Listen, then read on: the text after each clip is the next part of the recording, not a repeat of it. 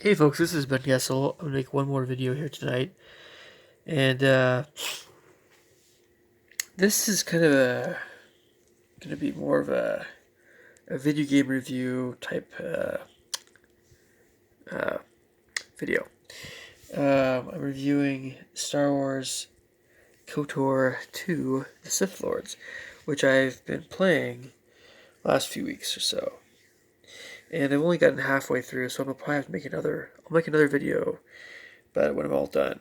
But I have a lot of observations, some questions, some comments, and they're pretty in depth.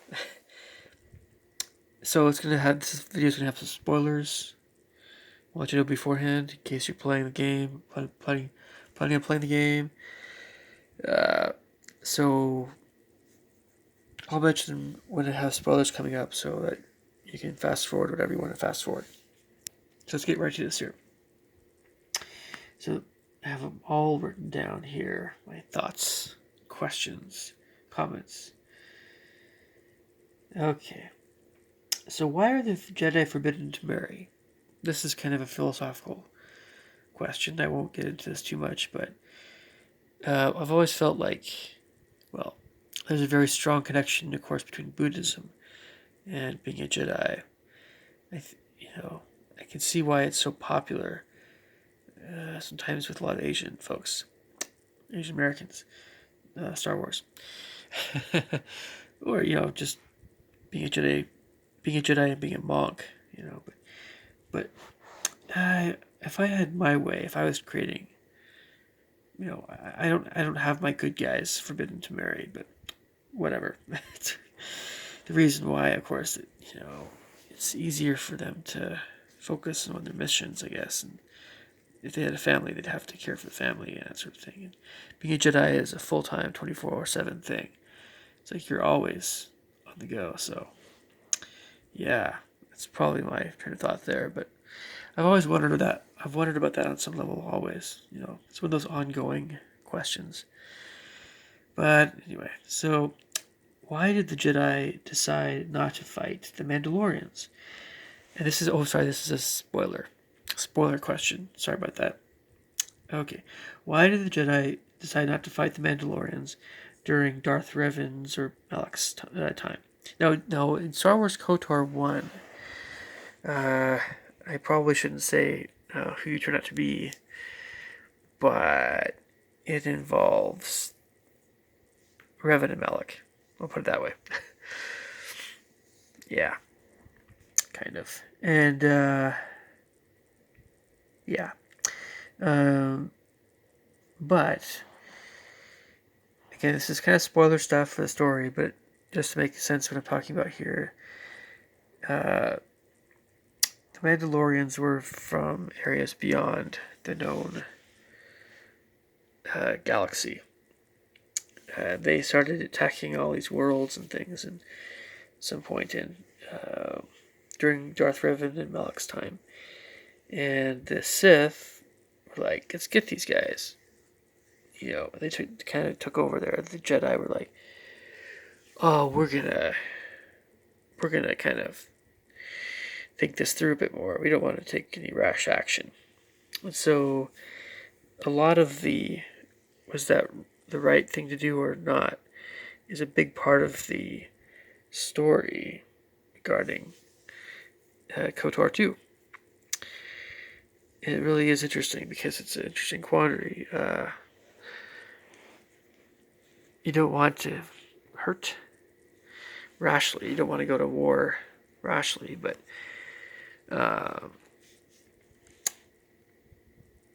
if you don't act, sometimes it's not good.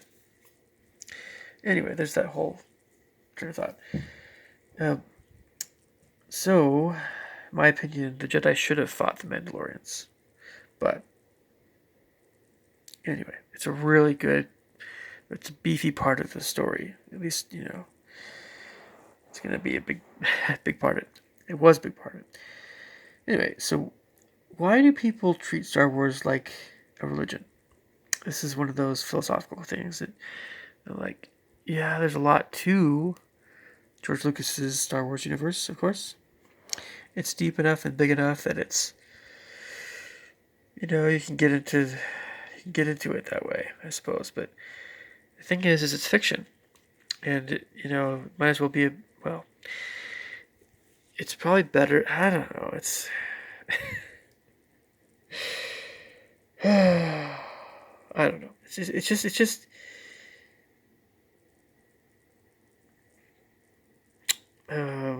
I guess religion can mean different things to different people, I suppose. But it's just, to me, I've always seen it as being a little bit silly or extreme. But this is one of those psychology questions, I suppose, on some level. But okay, so here we go. Some other stuff here. Try to get through all of this. Oh, by the way, Star Trek can be the same way as Star Wars.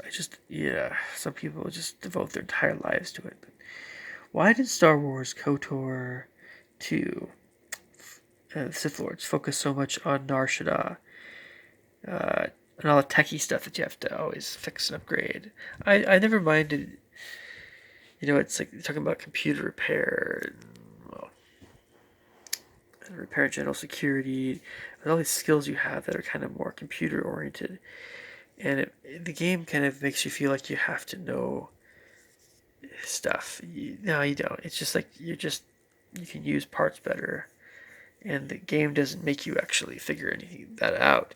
There are a few places where you have puzzles though you have to figure out, those are really fun. They can be hard, but that the computery part of the game isn't so bad. It's this one area of Nar Shaddaa that's just a real bear to get through, and I'll talk about it more about as we go on. But it's very depressing. It can be a very depressing area because it is a decaying urban area. It's crime, right? It's a lot of gray colors. It's like, it just feels a little bit depressed. And it does. You're there for so long that you end up getting depressed, not only because of the aesthetics of the area. A lot of gray colors, like I said, a lot of just gloomier colors, maybe. But so it's not only how long you're there, but it's just the way it feels. So when you're out of there, you're just like, I am out of there. And that can be a place where a lot of people just give up. One thing about me is if I like a video game enough, I like the storyline enough, I want to finish it. Yeah. It was very taxing trying to get through Nar Shaddaa. It really was. And I'll get to more stuff in that area in just a sec here. So, my favorite party members, there are two that stand out to me. One is Bowder. I think he's my favorite one. And initially, I was like, oh, who is this guy? It looks like kind of a puzzle-faced guy. His face looks like a puzzle. Puzzle pieces coming together. But he's just been awesome. Bowder, this is kind of a lot of what I'm saying. Sorry, it's spoilerish. Just listen at your own discretion. So Bowder is my favorite guy, and he's so handy. He can help with so many things. He's good with computers and fixing stuff and making shields for all kinds of stuff like that. Mechanical guy. Kreia is probably the number 2 favorite after Bowder. So Bowder's my favorite, then Kreia. And you have Kreia from the beginning of the game. And she's a good healer, and she's got a lot of force stuff going on. I just don't fully trust her, even though she's like your teacher. And this is kind of spoiler stuff, sorry. But so then you also have the handmaiden and the scout woman, Atten, who you have from the very beginning, actually. I think it goes Atten, then Kreia or something out of it. Atten and Kreia you have pretty early. And then there's also like droids and stuff that you have. And then like there's a blind chick that comes in later. Yeah, to mention the Mandalorian, I think. It's also the Mandalorian. But definitely Bowder and Kreia are my favorites.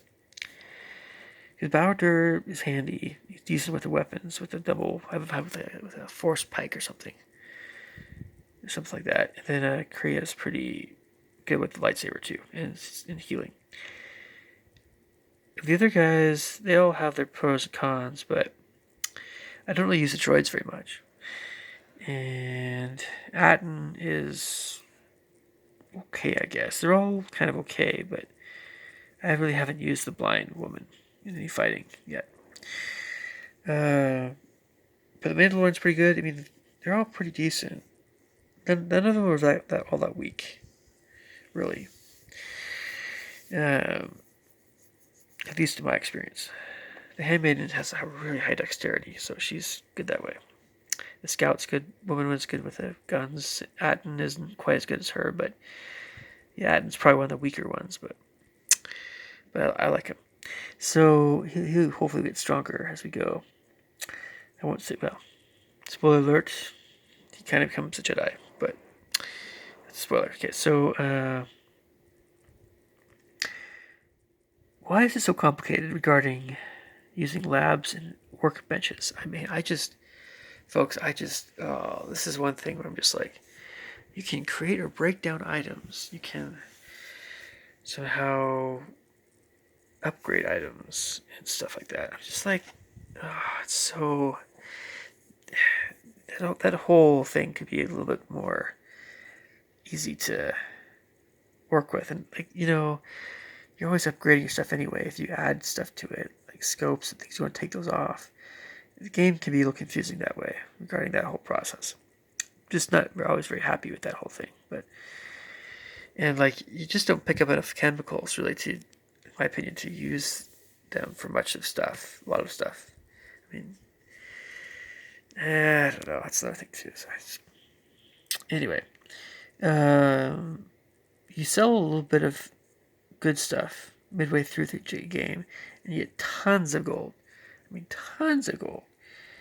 And like, you don't really need all that gold, but I mean, if you're not going to use something, and it's worth a fair bit of gold, and I have so much stuff in my inventory. And a lot of it, I'm like keep thinking, oh, I might use that for. Like, it's exhausting. Like, I could probably have easily over 100,000 gold. I have like over 20,000 gold. And it was just a few things that were more expensive I was not going to use. So it's kind of, it's like you can end up getting a ton of gold. And I only use my gold mostly to buy healing, like health packs. Or medipacks, whatever. And you kind of don't need those as much when you get better at healing.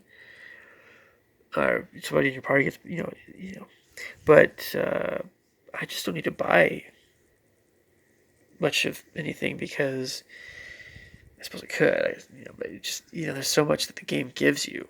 It's like, so much that just comes your way. I mean, especially with all the plasticeel, what's it called? Plastisteel. No? Yeah, those little containers there's just a bunch of them in the game. A fair bit of them. So, Kreia, what the heck is her deal? I'm just going to read this verbatim what I wrote. She seems to have a problem with me being a good Jedi or on the light side, etc. Or imagine if it was the opposite would be a similar deal. She just wants me to neutral. She's always kind of chiding me a little bit. She resurrected the evil... This is spoiler stuff. Sorry. She resurrected the evil general that I got rid of, killed when he was trying to take over the Queen's, thing at Alderaan, I think. And I'm like, why did you do that, Kreia? There's a little cutscene when she does that. But she's up to something. Like she's coming back at the end of the game. I can't say she's always going to be my ally, but I have no idea. Maybe she will be, but she's definitely her whole feel is kind of mysterious. Bowder is a lot. Bowder and Atten. There's some characters in Mandalore. Some characters like, okay, these guys I can just assume they're going to be this way, but Kreia's got some stuff going on. So, why does Kreia disapprove of me being friends with party members? Why does she suspect them of wanting only what they want and not caring as much for the main character. She's just very cold that way. I mean, especially in regard to any favorite characters, their loyalty, emotion-wise. Bowder, Atten, and the Handmaiden, and kind of the droids are fine, but it's more. I really trust Bowder and even Atten and the Handmaiden. So trust-wise, those are my favorite three. But Krea's power-wise, I mean, Bowder and Krea, along with my character, just work the best. I think chemistry-wise, in terms of our skills. But so I'm okay with Mandalorian too, and the Scout, whatever, and they're fine, whatever. But I'm suspicious of. I'm currently suspicious of the blind lady, kind of a little bit, and of course Krea. I mentioned them, like what's going on with her, Krea and the blind chick. The Handmaiden, not really. I've got to the point where she's just like, okay, she just wants to get better at fighting. Kind of. There might be something down the road that will be interesting with her, but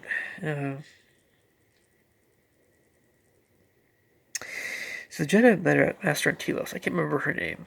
She's the chick with the white. Everyone has white hair. The Telos polar spot. She's not my friend. She was one of the Jedi Masters that cast me out this game, or before the game started. And she has my old lightsaber, and she never gave it back. I mean, I don't know what this character. I just do not like at all. I'm gonna be like, I don't know. I'm gonna have to. I know that she's gonna be involved somehow toward the end of the game. They're all gonna, her and Krea and the blind woman and the Handmaiden and Aden even. They're all gonna be involved with it. So I'm very curious about how the game is gonna end up. It's really mysterious. It's really awesome. It's one of the best stories, in my opinion. One of the best stories video game I've ever played, actually. But Nar Shaddaa, again, it kind of sucks. It sucked mainly because of how the story progresses here. It's very buggy. You have to do all these quests, and then if you do them all, everything you can, at some point there's a cutscene that happens, and you don't. It's just really, really buggy. It's complicated. It's a very complicated area. There's a lot to do, but you're not sure what to do first, and again, it's very gloomy in a way, and it's just the game is buggy here in general. Trying to get to that cutscene. Citadel Station at Telos is kind of a go-to place for more med packs for me. There's a merchant that has an infinite number of med packs.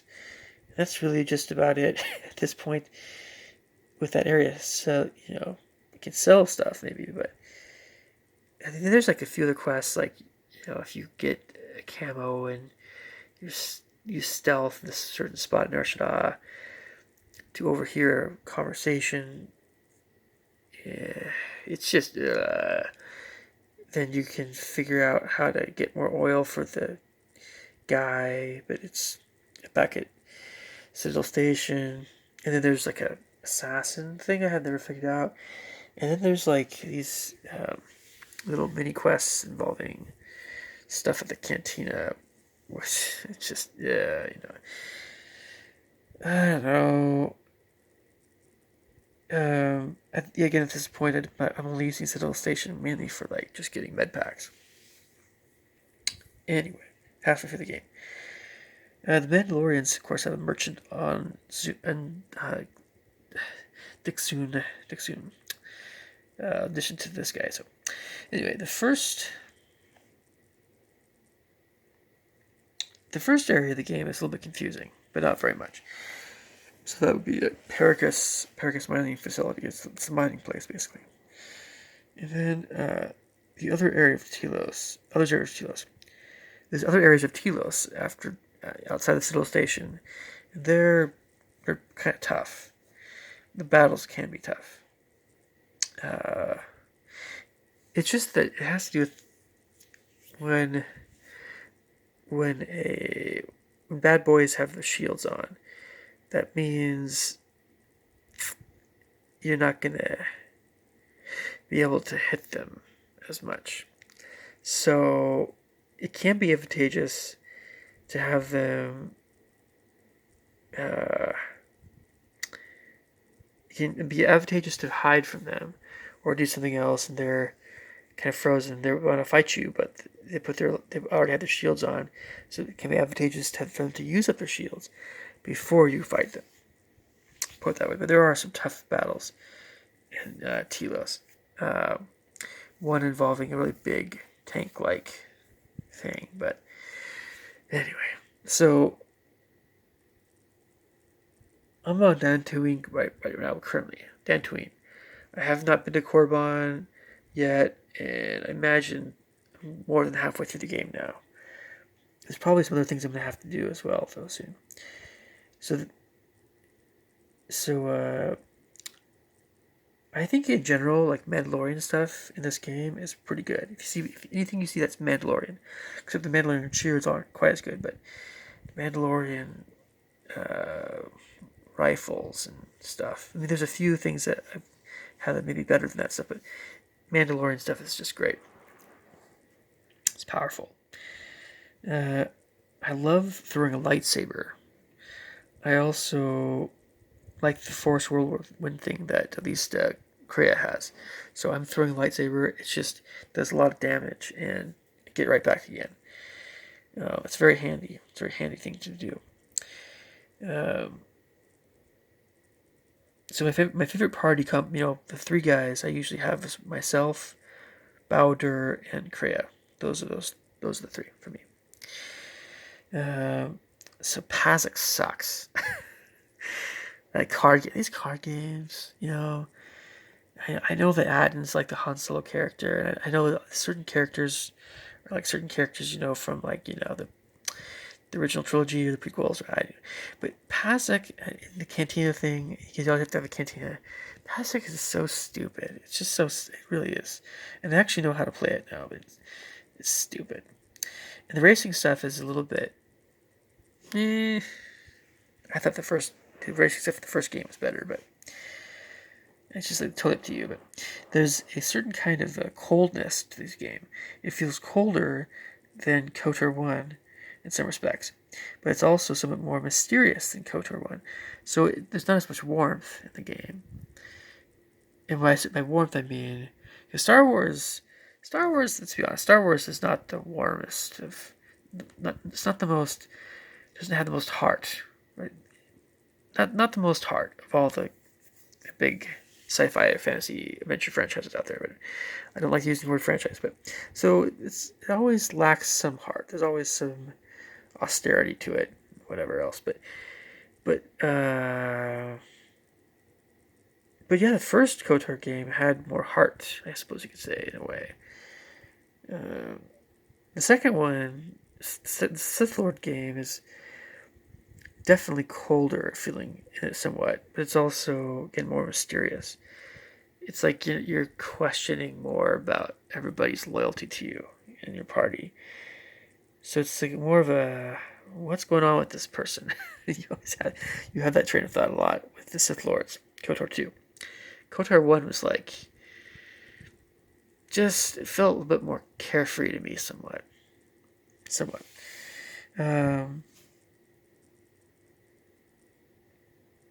Some battles are insanely hard in this game.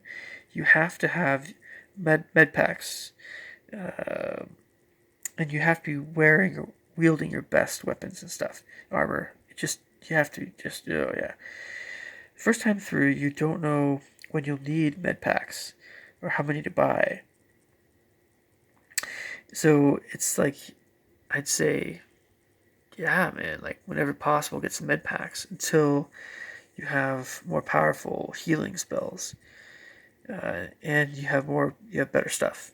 Then you won't have to rely on med packs so much. But the early part of the game can be tricky.